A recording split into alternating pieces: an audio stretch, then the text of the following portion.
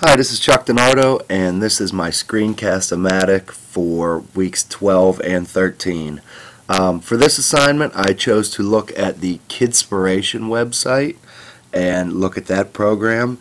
The Kidspiration package is a concept mapping program for elementary students, and basically what it is it allows students to map class concepts through making statements and drawing connections to the material in class.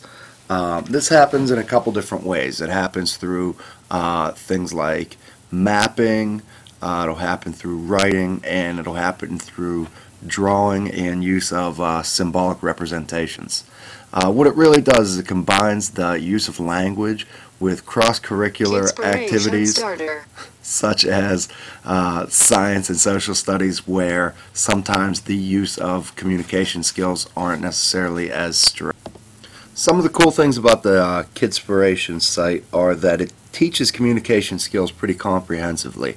One of the ways it does this is through oral communication and really helping younger students understand the sounds that go along with the picture representations in the words. One of the ways it does this is by, if you roll over an icon, it will speak whatever is on that icon. Picture view. For example, like that. And it does this, you can see it's made for younger learners, because it'll do this if you roll over that icon 15 times, 15 different times, it will give you, Picture view. So anyways, with the concept mapping here, it's designed to be used by younger learners, and it really does a good job of using things from creating, maps. Add symbol. Through symbols and things like that, and then you can also main idea. Change this into a visual look as well. So with the main idea, you can say that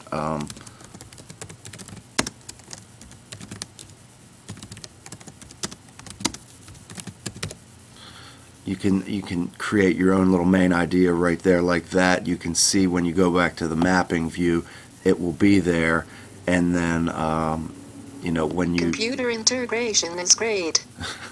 When you go to your written view, you can also hear. I think it's pretty easy to integrate this program into your classroom. I think this is something that engages students and that's pretty fun for them. I think this could promote creativity, create opportunities for discovery. The area I could see this being really useful is to be a learning center in a classroom and have different groups rotate back and forth with you using this. Another thing, as you can see, it has activities in math and writing, math, reading and writing, science and social studies. So it's really provides a great tool for cross-curricular learning.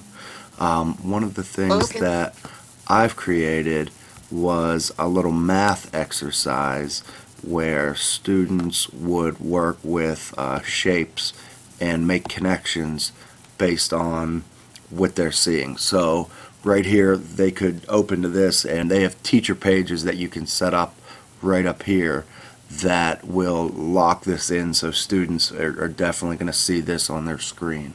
But you can, do something like this, and what I did was shape connections, where I created a shape and turned all of the pieces black, so it's just one giant form right now.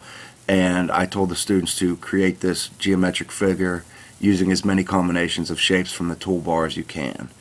With that, now they can choose from the toolbar and choose different shapes to try to replicate, the shape that I made.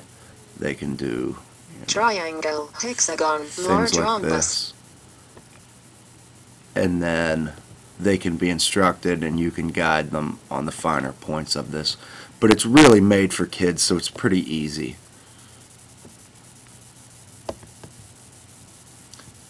And you get the idea. I don't have to make this whole thing here.